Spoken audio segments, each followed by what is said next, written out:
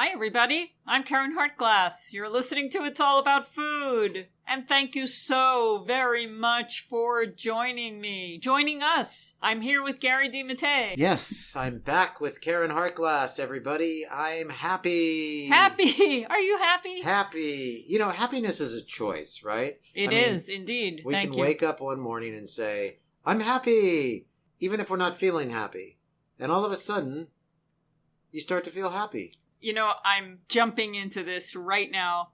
I'm doing a show very soon, and we'll talk a little bit about that in a minute. But one of the lines in the show is how you can act your way into a new way of thinking. Right. Right now, there's a lot of crazy stuff going on in the world. A lot of wacky, weird, insane happenings. And I am going to make the choice not to let it bog me down.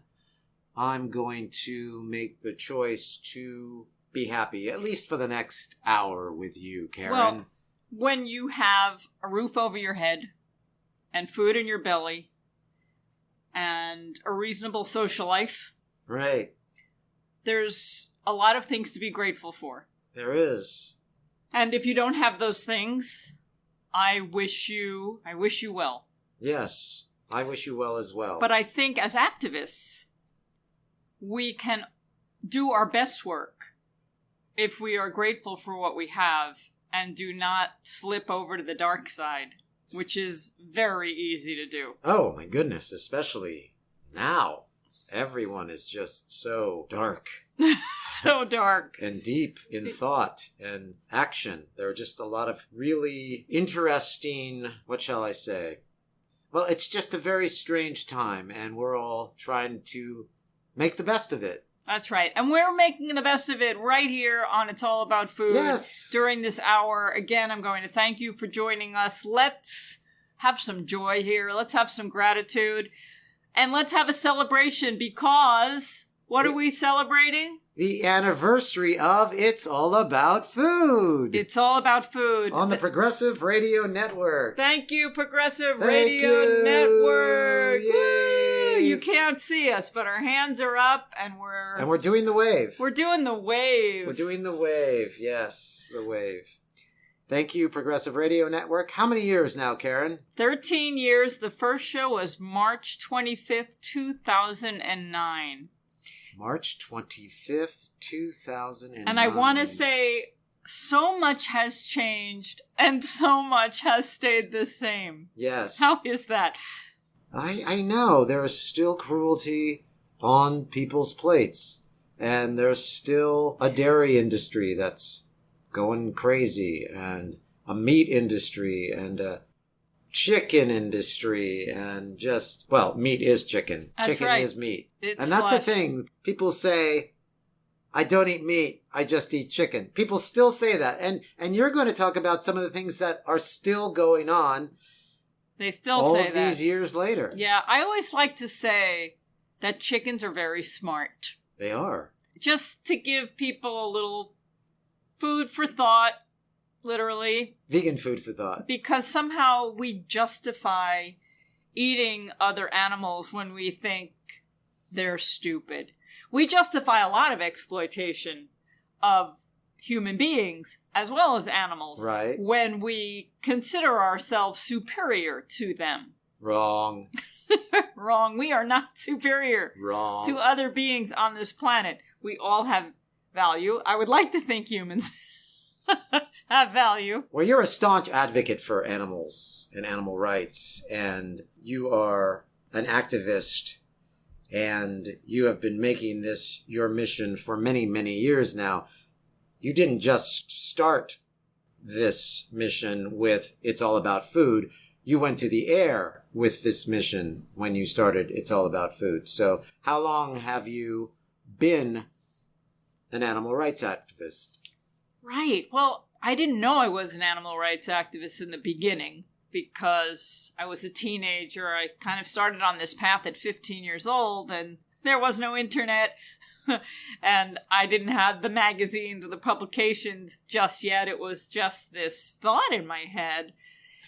And you weren't doing it for likes. You weren't doing it for thumbs up. You weren't doing it for followers. You weren't doing it as I just realized who was on my plate. as many people are doing it now for clickbait and Yeah. things of that nature. You did it in earnest. Your heart was in it from the beginning. My first show here on the Progressive Radio Network, I was reading the transcript, which is really convenient to have. Aside from a comment or two about Michelle and Barack Obama, who were in the White House at the time, everything else is still true and still useful information. If you want to go back and listen to that first show, you are welcome to do so. All of the programs are archived at responsibleeatingandliving.com, so you can start at the beginning and go from there. I talked about what a vegetarian is and what a vegan is. I talked about protein and honey, empty calories, and I had someone call in because we were taking questions at the time, and the caller had considered himself a vegan, but he consumed honey, so we had a conversation about that. And he also asked about a diet for someone who had ALS, Lou Gehrig's disease. Right. What did you let them know? Well, That's a slippery slope, isn't it? it sure is. And he had asked the question, and right about that time I had lost a dear friend to Lou Gehrig's disease. I So remember. it was very timely for me. I don't have personal experience with it, but what I've read from the experts that I trust, like Dr. Furman, for example, the same diet that is recommended for cancer, for example, is a diet that's recommended for people that are suffering from this disease. Number one, it can't hurt, and it may help, and it may Right. extend life. Right. So that's a high-fiber diet of juicing, lots of greens, lots of raw vegetables as well as cooked vegetables, no oil, salt, or sugar, no processed foods. The same diet we talk about every week. Sure, but I mean, that has to be repeated because you're telling us now that 13 years ago you started this program on the Progressive Radio Network, and 13 years later you're still talking about the same things because people still come up to you and ask you the same questions. Same questions, different day. And there's a lot more people out there now that are trying to exploit veganism for whatever reason. Use veganism as a clickbait. There's programs on Netflix now. There's a program called Bad Vegan, and a lot of people are feeling and writing about the fact that they get it wrong about vegans in that program. You know, the media has gotten it wrong. It isn't about being perfect. It's about avoiding things that promote animal exploitation as much as possible. One of the reviews said, why purchase makeup tested on animals if there are cruelty-free alternatives? Why support animal cruelty by going to a zoo when there are sanctuaries that actually foster animal conservation? Why drink a glass of cow's milk when there are countless plant-based options? Being vegan is about doing one's best to not support brutal industries that exploit, torture, and kill innocent animals. That's just one quote from one of the sites out there that's talking about how this film, Bad Vegan, got it wrong. Is just there to confuse folks. So the film Bad Vegan, if you've seen it, it is about the former owner of a raw food restaurant here in Manhattan, Pure Food and Wine, which when it opened was an incredible restaurant. It was opened by Matthew Kenney, who is renowned now all over the world with his chain of vegan restaurants. He is a brand. But the film is about his girlfriend at the time, Sarma Mangalis, and she took the restaurant over when they split. We may have even have talked about it on this program years ago. I don't remember. It was funny because we had a $100 gift certificate that we were waiting to use at the restaurant, and then it closed, and there was this scandal why it closed, and then it reopened, and then it closed for good. The documentary is the story about what happened, and apparently Sarma was a victim of abuse by a man who became her husband. And what the media picked up was the sensationalism of that story, a vegan ordering non-vegan food. The media really went crazy for that. And for the record, the meal was apparently a non-vegan meal for her husband, the person that you're talking about. And so anyway, there's just a lot of sensationalism going on about this. The documentary itself, in our opinion, it wasn't well done. No. And we couldn't even finish it. We watched the first episode. I think there are 4. But it's just an opportunity for people, starting with the title, Bad Vegan, to make fun of vegans, point fingers at vegans, and it's just an unfortunate thing. I'm not recommending this film. No. And it's not really about a person who ate a pizza or didn't eat a pizza from Domino's. It's about, millions of dollars that went missing. It's a distraction. Yeah. It's a distraction from the real issue, which is that billions of animals are tortured year in, year out. By eating them, we get chronic diseases and we're destroying the environment. It's the same message that's been put out for decades. And you've been putting it out. I've been putting it out. Happy anniversary. And happy anniversary. We celebrate. Yeah. What else is going on for us? You mentioned Barack Obama, and he hosts a good show on Netflix, as far as I'm concerned, about national parks. So if you want to watch something on Netflix, watch Barack's new Netflix series about national parks. It's really supposed to be wonderful, and I'm looking forward to watching it. He's the narrator, and it's called Our Great National Parks. And you know what? I'm really looking forward to seeing some national parks. We drove across country, and we're about to hit the road again. We're going to talk a little bit about that today. We'll tell folks why. But one of the things I haven't done is I haven't visited our national parks. There are many, and many are indeed lovely. So I'm looking forward to watching this program on Netflix. I just love hearing him talk, so yeah, that'll be fun. That's another reason I want to watch it. So so we're going on the road again. We're leaving in a few days for Chicago. Yeah, Chicago. Let's tell everybody why we're going to Chicago. I'm driving you as far as Chicago, and then you're driving the rest of the way to Fort Atkinson, Wisconsin. 2 years ago, I was cast to understudy 3 roles in a musical with the Fireside Theater. Right. And it never happened because you know what happened. Because the COVID pandemic happened. shut down all of the theaters across the country, if not around the world. And theater is coming back now. Hooray! Hooray. And so I will be doing this show, and I'm very excited about it. I've been studying and memorizing, and Yes, you have. I think I know the show better than you do because I've been listening to you do it for the last 2 years. And it's funny, this is not at all a vegan show, and they talk a lot about eating things that I wouldn't eat. But it's a lot of fun, and the music's great. We're going to be driving to Chicago, and we're going to be going to one of Matthew Kenney's restaurants in Chicago. Yes, we are. And we'll be meeting with Robert Grillo, the founder of Free From Harm. I cannot wait. And his partner, Tom. Yes, that's going to be great. Robert does amazing work. Amazing. I'm always selfish, but I'm using this meeting not just as a nice social outing, but to get fired up. Right. I know he's going to inspire me to do more. His website is freefromharm.org. Check it out. It's really a wonderful, wonderful trip through farm and animal advocacy and education. It's great. So I'm planning about what I'm going to be bringing with me. Now, we've done road trips, we've stayed in hotels, and it's continually a work in progress. Right, because you're going to be gone how many? I'm going to be gone 8 weeks. The first 2 weeks I'm in a hotel, and the following 6 weeks I'm in an actor's house.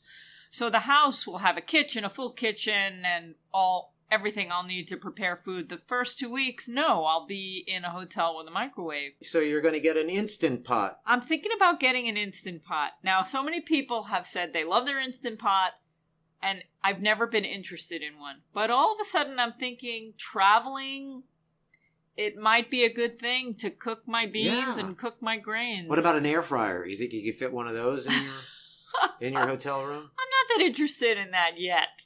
You're not that interested in French fries made in an air fryer? No, but I'm going to talk about French fries in a minute. I know that. I'm giving everybody a table of contents of today's show. You're going to be talking about French fries. So if you have any good thoughts on your Instant Pot, because you have one, let us know. info@realmeals.org. I'd love to hear what you think. And hopefully you'll be blogging about what you make in the hotels and in the actor's kitchen. Yeah, I think you will see some new What Vegans Eat posts I have not posted in quite a while. From the actor's kitchen. Good title. Good title, Gary. Good subtitle for What Vegans Eat. But right now I've got a box that I'm starting, and it's got a number of different dried beans and grains and nuts and dried fruit. I'm just going to take half of what we have in this apartment. Right. And leave you the rest. Oh, that'll be fun. Well, I sure will miss you. Yeah, well, we'll talk by phone. But what's your favorite Zoom thing to sing to me when I say that? One of my favorite songs is by Dan Hicks and his Hot Licks. How many people have heard of Dan Hicks and his Hot Licks? Google him.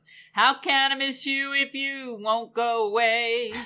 I keep telling you day after day, but you won't listen. You always stay and stay. Oh, how can I miss you if you won't go away? Yeah, you sing that to me every time I start to say I'm going to miss you. Well done, well done. Okay. But it's true, I will miss you, but I know that you're going to do something that you love, something that you have passion for. That I haven't done in a long time. Yes, get All back right. out there. Potatoes, French fries. This is really funny, I think. So you mentioned French fries, and I'm not interested in getting an air fryer.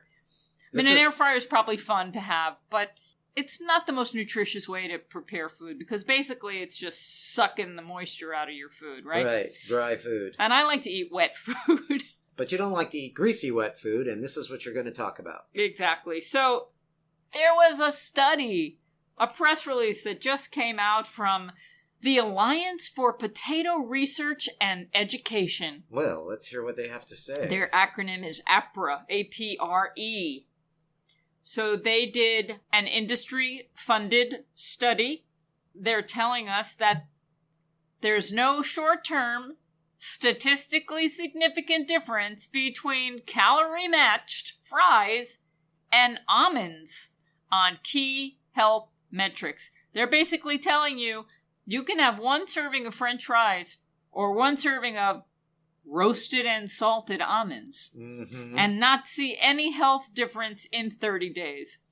And this is another one of these ridiculous, idiotic, stupid studies in order to get a headline so that you can feel good about eating French fries. This is just clickbait. Again. You can never feel good about eating French fries that are fried in oil. Sorry. No, thank you. I know, Gary, you occasionally indulge, but they're probably the worst food on the planet. And if you're having them every day for 30 days, and you continue to have them, you're going to be in trouble. Speaking of your anniversary, we saw that when we watched the documentary. What was the name of it? The guy who just ate nothing but McDonald's fries and burgers. Supersize Me. Supersize Me, right? Right. His blood went crazy. Cholesterol went nuts. But that was 30 days, and he didn't do well in 30 days. No, but he did terrible. They're just comparing a serving of French fries with a serving of almonds. So what do I have to say about this? 30 days, yeah. So it's not that long a period of time. We don't know what else these people were eating. They were eating almonds that were roasted and salted. Now, I would never recommend eating salted anything if you're going to eat almonds. And almonds are a nutritious food. I know they get a bad rap because they take a lot of water. But almonds, especially organic almonds, can be part of a healthy, health-promoting diet. But you want to eat them raw and unsalted. Exactly. Yeah, they just designed this study. They just want you to buy French fries instead of almonds. To make you feel guiltless about eating French fries. And I'm just going to say, sorry. French fries are not a nutritious food. Wrong. Right, wrong. And then that leads me to some of the myths I've been hearing recently. Over the last 13 years? Well, there's always myths. But the myths that have been put in front of my face in the last week, because, you know, I review programs. Yes, you do. And unfortunately, you get to hear me when I'm aggravated when I read something that's totally ridiculous. Something that's false. Something and people are trying to get people to pay for programs that are giving them false information. Okay. How many people out there, and you may not like what I have to say here, but how many people out there believe in colonics and coffee enemas? Okay, well, raise your hand.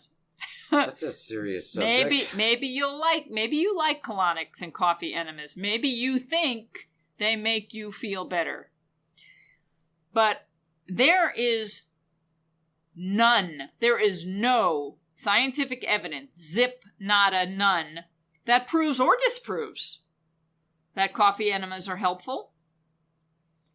And there isn't any evidence that colon waste is toxic to the body. Our body is designed to take food in and get rid of the waste and toxins and bacteria all by itself. Now, if you're not eating the right food and you're not getting enough fiber, you may not be moving your bowels every day and moving them correctly, and that's not going to feel good. And so maybe if you had a colonic and that kind of got some of the gunk in there, you might feel better.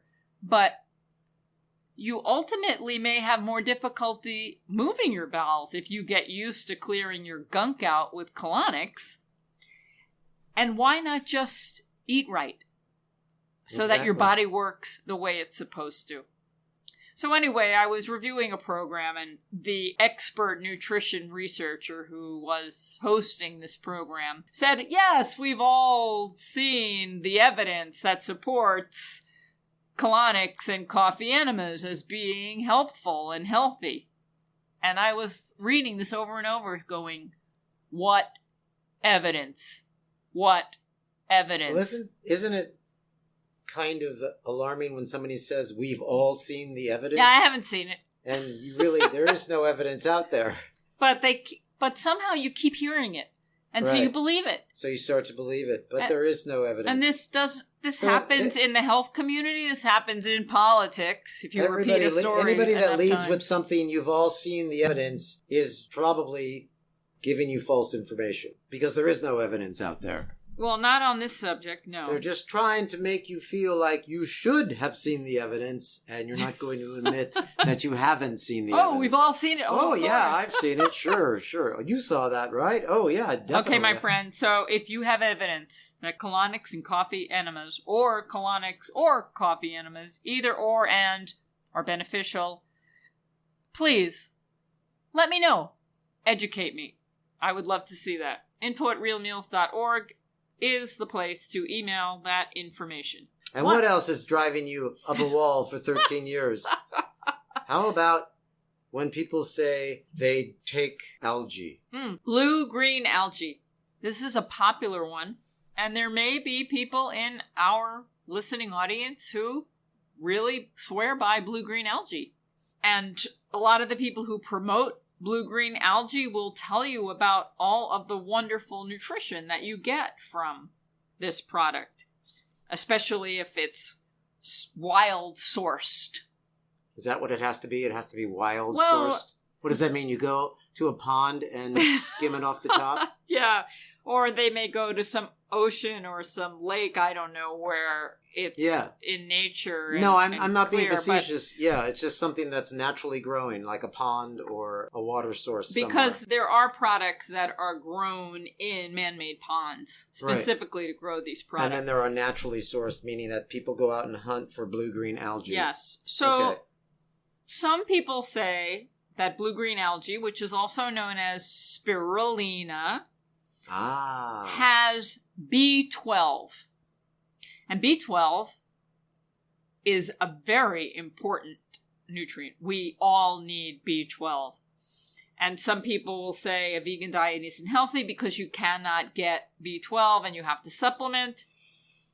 And I say, yes, it's true, we have to supplement B12. But I believe most people today have to supplement B12, especially as we age, because we live in such a sterile society. B12 comes from the soil and it grows in bacteria. And because we're so sterile, we just don't get it as much. And people who are eating animals that live in dirt, the animals get the B12 that way. And so if you eat them, you may get some. But more and more, there's less and less of the B12. So everybody really should supplement B12. Spirulina is promoted, saying it has B12, but what it has B12 analogs.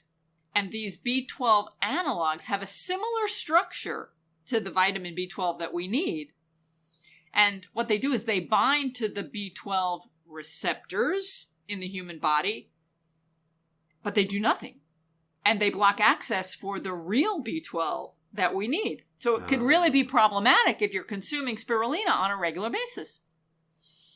So it could actually block B12. Yes, the B12 that you need. Wow. Yeah. So you could have a serious B12 deficiency if you're consuming a lot of spirulina. Wow. And then the other thing, and this is something that isn't proven, it's one of these correlations. So there have been tests done that link Alzheimer's and Lou Gehrig's disease. We were talking about Lou Gehrig's disease earlier. Which is also called ALS. ALS. So there have been studies linking a neurotoxin, which is BMAA, that's the acronym, and people that have Alzheimer's and Lou Gehrig's disease have a high amount of this BMAA in their brains. And Wow. funny thing is that Blue Green Algae has this toxin, BMAA. So does that mean if you consume it, you will get Alzheimer's or Lou Gehrig's disease? That's not proven. But if people with Alzheimer's and Lou Gehrig's have a lot more of this BMAA, do you want to be consuming BMAA? I don't, no. So there's a word of caution there. Another myth dispelled here on It's All About Food. Well, the thing is, we can get all of the nutrients we need from a whole food, plant diet, variety of food, lots of colors, with a small amount of supplementation, B12, vitamin D if you live in an area where you're not getting enough sun all year round, maybe a little zinc. That's it. And that's a diet where there are no side effects. You're just eating the food that nourishes your body. Boom. Well done, Karen. So if anybody has any questions about that, you know where to go. info@realmeals.org. And if you don't agree with me, let's have a nice conversation. Let's Right. have a nice debate. Exactly. I love having a lively conversation about food and food products. Here we are. It's the second part of the show now. And I want to talk about food. Are you surprised? Yeah. I want to talk about the restaurants we've been to and what we've discovered.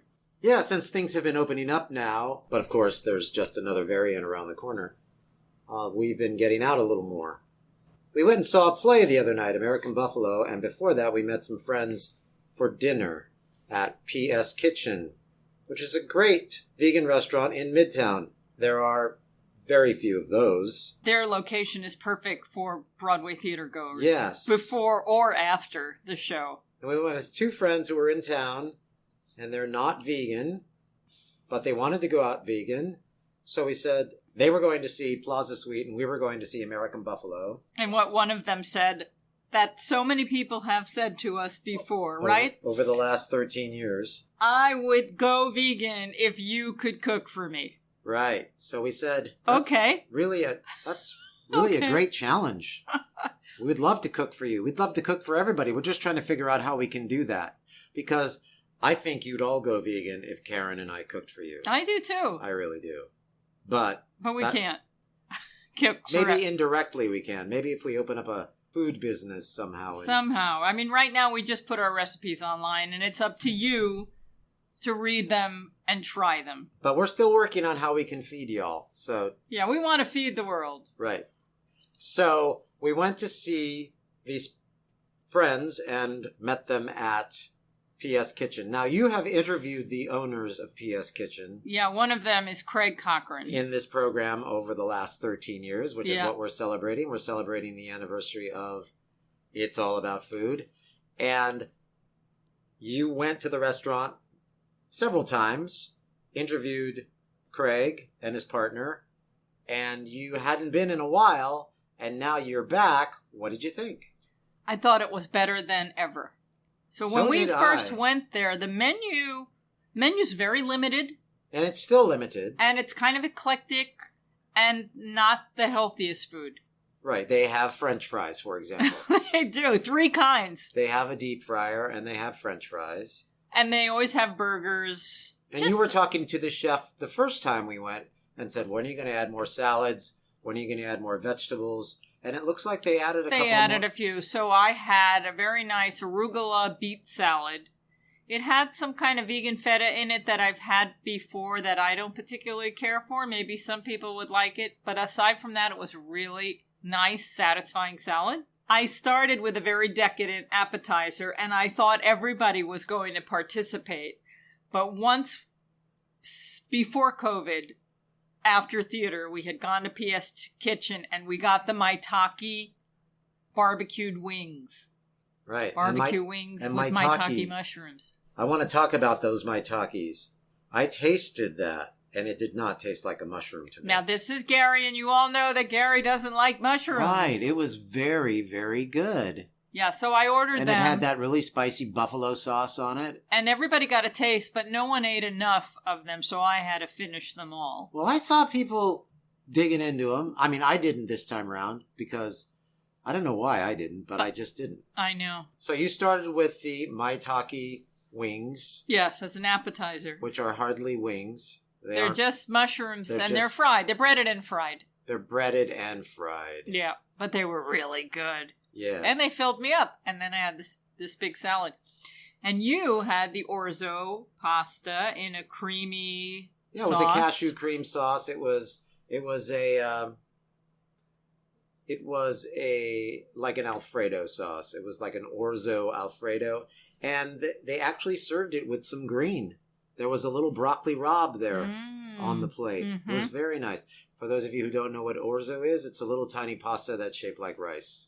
Orzo, rosso, rice. Grazie, Gary. Riso. Just enough. It was just a tickle, as you would say. Now, they had some amazing desserts. Yeah, we had to do those, too. And I've been walking around for a while now saying, it's funny, because we have our meals every day, we cook at home, and then after the meal, we pretend. We play pretend. And I'll say, oh, I think today I'll have the cherry pie. Yes. And then you might say, would you like that a la mode? And then I'll say yes or no. And sometimes I'll say, I think I'll have the chocolate cake today. Now, Of course, we don't have any of these desserts. We just break out the dates. And then we'll have a date or two. But it's really fun to play restaurant and imagine we're having these desserts. That there's somebody that's going to actually come from the other side of the apartment and serve us dessert. And I was having this craving for chocolate cake. Now, it's interesting about cravings. So I acknowledge that I have the craving, and in like 5 minutes, it's gone. Right, one bite. But the thought of it, no, even if I don't have the chocolate cake, okay. It's just the thought of it. It comes, and I go, chocolate cake would be nice right now. And then it goes away. Oh, okay. So you think about it, it's like writing something down and then ripping it up. You want to like write that letter to somebody, so you write it, you read it, and you go, I don't need it anymore. And in today's world, it's so easy to satisfy a momentary craving in that moment, rather than just letting it pass. A momentary craving in that moment. Yes. That's a good title. But anyway, they had great desserts, and we shared a brownie with some coconut ice cream on top. It was amazing. And it was really fine. And it was like 2 bites and it was gone. It wasn't really that much, although the ice cream... It was a very nice serving. Yeah, no, I disagree, Gary. The portions were okay for you, but for me, I could have used a little more brownie. Okay, the brownie was a decent square, but there was a big mob of ice cream on top. The ice cream, there was plenty of ice cream. The chocolate brownie, however, I can see if one person was eating it, one person like me, it would be great. Okay, anyway, thumbs great. Up on PS Kitchen. Yeah, the service was great. The our server was amazing. We sat upstairs. We had never sat upstairs before in a nice booth. It was a lovely experience delightful. To be out and dining just like and then getting ready to go people. To the theater. And then going to the theater. And we had amazing seats at Circle in the Square. And the funny thing about American Buffalo, since we're talking about food, is in the beginning of the play, there are 2 characters, and the older character is talking to the younger character. Okay, first of all, let's talk about the actors in this play. If we're going to talk about the play. Okay, Lawrence Fishburne, Sam Rockwell, and Darren Criss. I mean, talk about star power.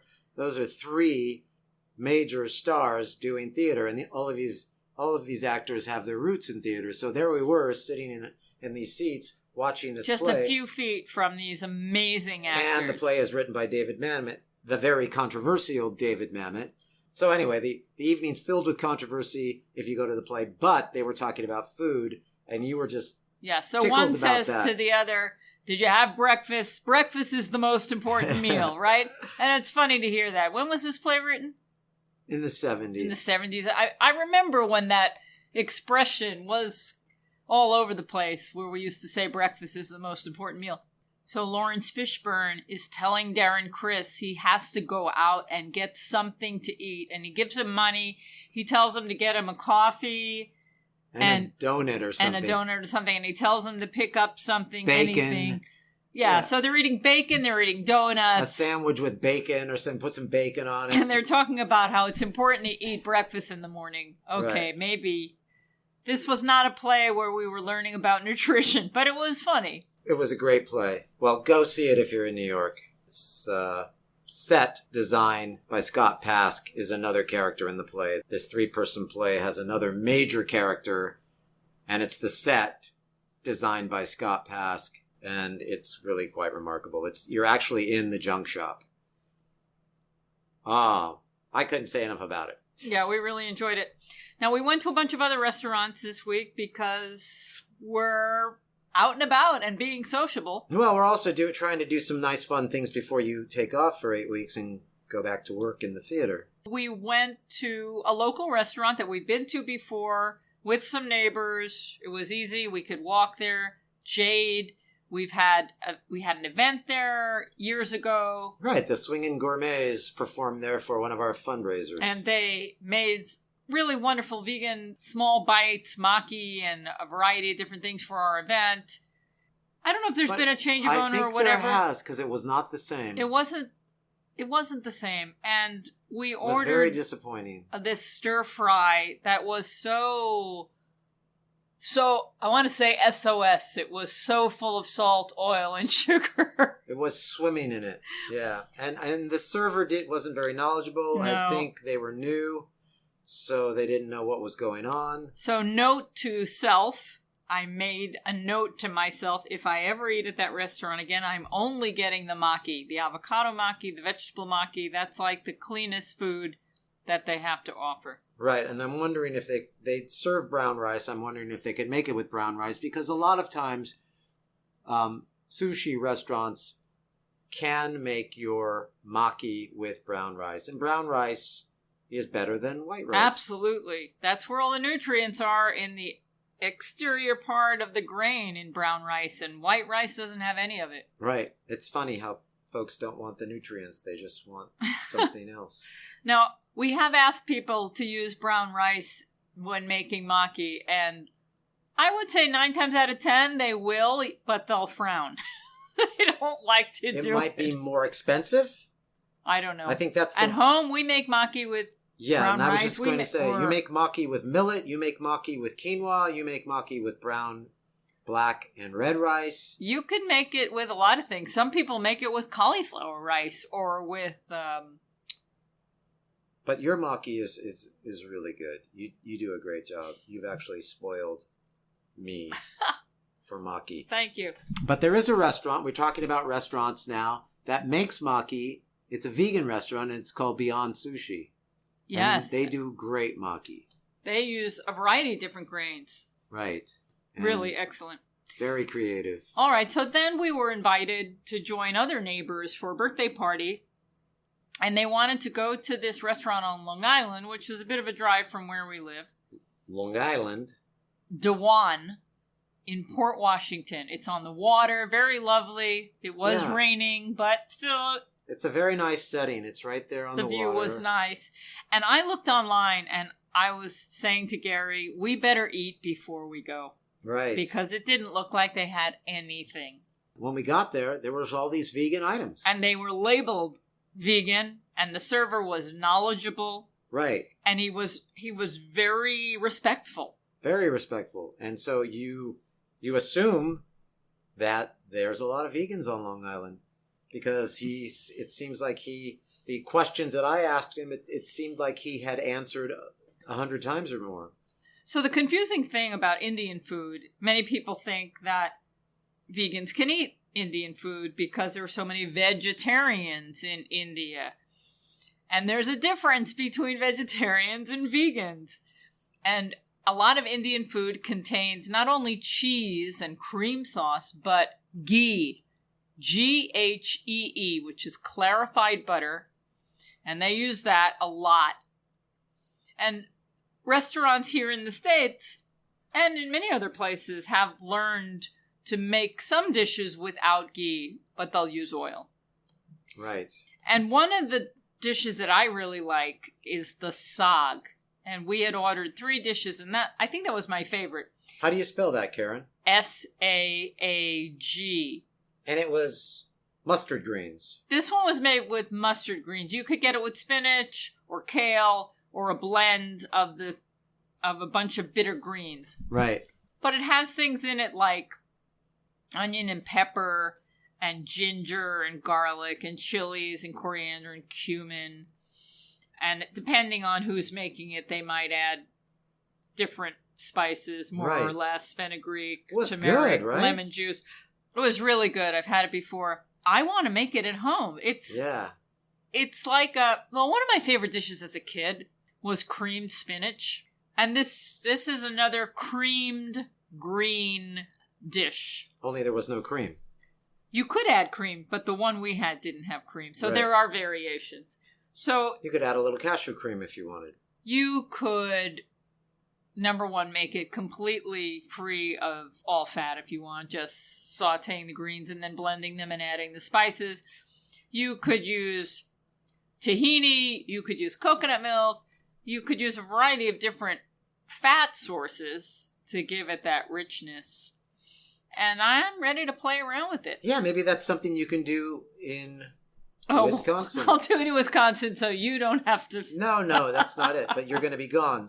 Or maybe you can do it before you leave. The thing about mustard greens that I found very funny is that when I was a kid growing up, the Italians loved to use mustard greens. And they would find them in fields growing wild. And they would stop the car and run out of the car and pick all of these wild mustard greens from like an abandoned lot somewhere. And, I didn't know what some of my relatives were doing when they did that. Of course, my parents never did it. But when I was driving with an aunt or an uncle and they'd see this field of greens with yellow flowers, they would stop. And it would be like they were finding gold. And they would go out and they would pick all of these greens and then bring them. And I'm like, what are you doing? These are mustard greens. We're going to have these. We're going to cook these tonight. And they're wonderful. And, they're a delicacy. And I think it's a beautiful thing to forage. Yeah. But it's kind of difficult to do. Well, now I don't know if there's any mustard greens growing wild anywhere. Sure. Dandelion greens are another one. That was part of my childhood. Not that I would want to pick any dandelion greens here because you don't know who's trampled on them or peed on them. Well, that was the thing about mustard greens is you didn't know who did that either, but I guess they felt, well, we'll wash them and they'll be fine. Yeah, I love mustard greens. We're talking about abandoned lots now with cyclone fences. Oh, They shouldn't be there, right? Buildings were like shuttered, and yet if there was these greens growing with yellow flowers, some relatives of mine would go out and pick them. It was really... That's an interesting thing. Made me smile when I saw an item on the menu that said it was made with mustard greens. And you're saying it's called saag. Yes. All right. So we had a good time there. We did. They had a lot of great food. I had a cauliflower and potato mixture. It was very good with some wonderful sauces. And we had a yellow dal. And a yellow which dal. was seasoned so nicely. So for those that don't know, we're not talking about a child's toy when we talk about a yellow dal. What is dal? Yellow dal, D-A-L. It's a lentil. Okay. It's a legume like a lentil. Yeah. And it's mixed with some really... The traditional Indian spices. Very good. Cumin, coriander. And of course, turmeric. you didn't have any of this, but I ordered some roti because he said that the whole wheat roti, which is a flatbread, it's a flatbread, was vegan. And that's great to scrape up all the sauce with. And it's really good. So we had a great time. And the biggest surprise... Right. The biggest surprise was the folks we went with, it was a celebration of a birthday. They aren't vegan, but there was a birthday cake, and the cake was, again, chocolate cake. Right. There was a theme here because the universe knew you wanted chocolate cake, and it was vegan. They ordered a vegan chocolate cake for all of us to enjoy. That's right. That was really nice. They got it at Whole Foods, and I had mentioned it, or maybe we had brought it to them once, and one of them just remembered, and he's been buying it for people ever since. It was really very thoughtful. Was very thoughtful. So that was a really great time. Where are we going to go before you leave? We have to go one more place. I don't know that we have time. So we have to wait for Chicago. So let's talk about the place we're going in Chicago. We are going to, as I mentioned before, Matthew Kenney's Althea. I think that's how you pronounce it. Althea. And I'm looking at the menu right now, and it looks pretty good. So if anybody's been there, let us know what you think before we get there. What should we order? What's some of the menu items, Karen? Okay, well, they have appetizers. They have an artisanal cheese plate. They have al pastor taco, oyster mushrooms, avocado puree, pineapple salsa. They have a jackfruit crab cake. They have mac and cheese. And of course, this is all vegan. Need I say this is vegan? Mac and cheese. That sounds good. They have a char-grilled carrot with pesto and pistachio appetizer, kimchi dumplings, and a Thai squash soup. Wow. They are getting so... creative, right? Creative. And that's Matthew, though. Matthew does. Yeah. Then the mains. They have a crab avocado toast. Crab. Now, I wonder what they're using for crab. Probably some sort of... I don't know. They have a big kale salad, a harvest bowl with Brussels sprouts, sauerkraut, quinoa, braised kale, hazelnut, tahini, mustard. That sounds like something you would like. Yeah, like something we might even make at home. Almond udon, a Mighty Vine tomato zucchini lasagna. Oh, I think that might be... is that raw, maybe? Harkening back to his pure food and wine days, eh? They had an amazing lasagna there, maybe. And then they have a kelp noodle... cacio e pepe. Cacio e pepe, a traditional Italian dish from Milan. And of course they have some nice desserts. Oh, I cannot wait. Woo! Right. So excited to go there. And haven't been to Chicago in a long time. No, and this will be a nice celebration because we used to go to Chicago about 16 years ago when I was getting treated for advanced ovarian cancer, and I would go to the Block Center. Right. And I have to admit that I only have good memories going there. It was a positive experience because the way they do the chemotherapy there is better than anywhere, I think. If you have to do it there. And we went to a lot of restaurants and museums, and we went to theater. And we laughed. And we laughed a lot. And we cried a lot. Yeah, we did cry a little too. I want to ask you, Gary, you made our multi-grain mix recently. Yes. We vary it, but it's usually brown rice, black rice, red rice, and millet. Sometimes the millet's there, sometimes it isn't. Correct. You made it, and I said to you, what did you season it with? It has such an interesting, lovely flavor. Well, we've talked about this before on the program, that sometimes you can use tea in your cooking, in your sautéing. If you want to do an SOS-free diet, we talk a lot about sautéing in water. But we've also talked about, over the last 13 years, when I've been so honored to be on your program with you, we've talked about cooking with tea. So I had some leftover Rooibos Earl Grey tea, and I just put that in the water thinking you probably can't even taste it. And I had forgotten about it. And so I served you some rice, and you said, what is different about this rice? It's delicious. And I didn't remember until I was doing the dishes, and I said, oh, I know it. Why you found the rice so different. It was lovely. Was because I used a Rooibos Earl Grey. It had the most delicate hint of fruity sweetness. And there was a little mint tea mixed with it as well. Yeah. So you have an amazing palate. You didn't really notice it. I didn't notice it until after I remembered what I had put in the water. And Right. it was leftover tea. So Gary has been avoiding caffeine for a while now, and we Yes, I recently have. Sadly. we recently restocked our inventory of caffeine-free teas. Yes. And the rooibos with Earl Grey is one of them. And it's great. And we do a rooibos and chai mix. So the chai is just the spices in a chai tea without the black tea, and we use rooibos instead. Which is great. Very good. And then there's rooibos with almond and vanilla, which is very nice. Nice. That's like comfort tea. Right? And then I particularly love, you drink a lot of mint tea, but it's this dried peppermint. But what I love is the fresh spearmint. Sure, when you can get it, right? Oh my God, it's so amazing. When you can get organic mint like that. But yeah. When we can't, we buy the dried organic mint. I wish we could grow it all over the house. Well, maybe we will this Speaking summer. of P.S. Kitchen, they used to put a sprig or two of fresh mint in the bottles of their water. That's lovely too. Right. I think there's a benefit to adding something to your water. I've read a variety of different things, but I always prefer myself when I'm drinking water to have something in it, like lemon or a piece of mint. Yes, you do. You put a lot of fruit salad in your water. Some reason just plain water doesn't do it to me. And there's this conversation about structured water.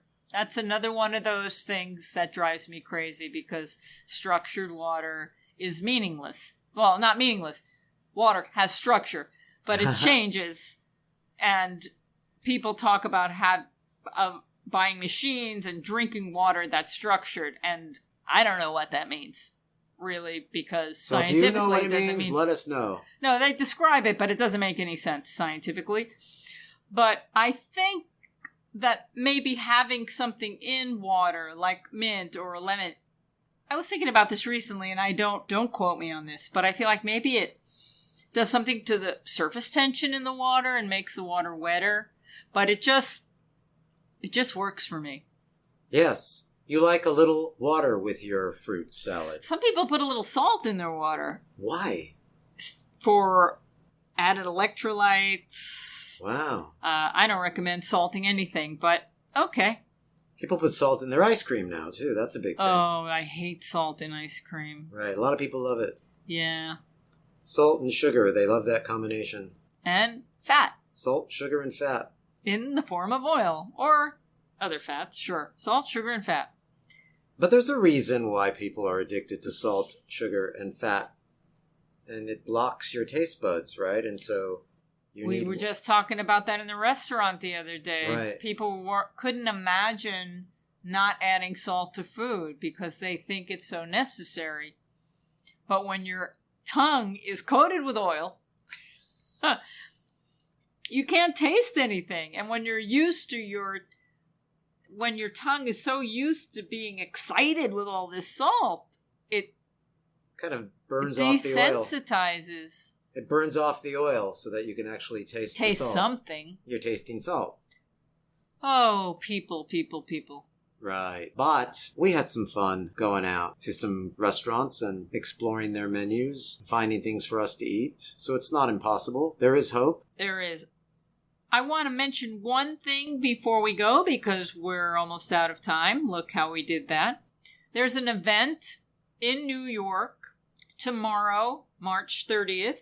And it is run by the Voters for Animal Rights. I just want to read their little promo. It says, "We've got a lot of work to do for all animals big and small in New York, from guinea pigs to dogs to horses. We need your help to hold our elected officials accountable for the rights of animals. Join the Voters for Animal Rights webinar to learn how you can help us advance animal rights legislation in the New York State Legislature and in the New York City Council.